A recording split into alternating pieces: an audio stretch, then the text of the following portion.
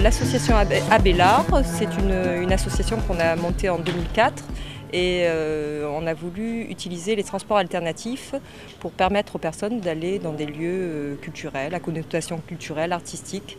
Et on a pensé comme ça à lier des moyens de locomotion écologiques. Bien évidemment est venue l'idée des pousse-pousse dans la mesure où certaines personnes, comme les personnes âgées ou les personnes handicapées, ne peuvent pas utiliser le vélo par exemple, même électrique.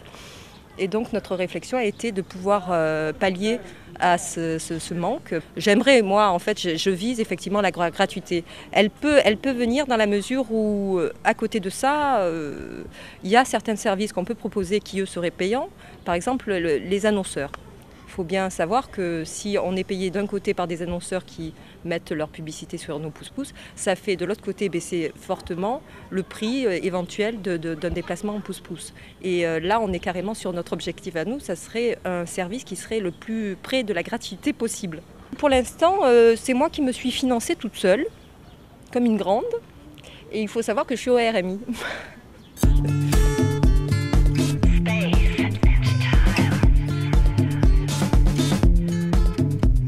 On voulait faire vivre, respirer ce projet pousse-pousse et également les thématiques qui sont abordées lors du festival Sciences Frontières. Donc l'idée était d'être aussi visible. On a décidé justement de travailler sur un axe Faro 5 Avenue, Longchamp, et également un axe Faro Saint-Charles. On est allé chercher des personnes à la gare qui venaient justement au Faro pour l'événement, en pousse-pousse. Et vice-versa. C'était pour que tous les habitants qui ne sont pas tous au courant de cet événement puissent avoir comme ça la possibilité de voir qu'il se passe quelque chose.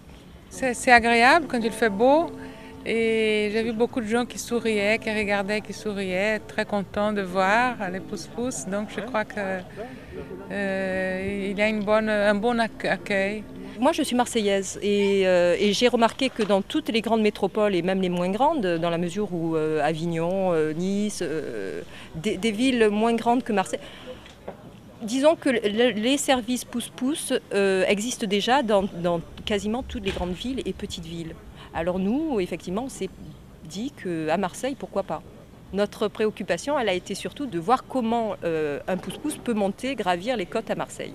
Alors on a cherché des pousse-pousse qui soient aptes à le faire, et ça nous a pris un petit temps et on est tombé sur des pousse-pousse qui peuvent gravir des côtes de 20% en étant chargés à 250 kg. Poids du pousse-pousse et du chauffeur compris. On ne peut pas rouler plus vite que 25 km/h, c'est le grand maximum. Depuis la gare jusqu'ici, à peu près 20 minutes. Et je ne crois pas que ce soit beaucoup plus long qu'une voiture. Hein. On se sent en sécurité, oui, sans problème. Hein. C'est agréable.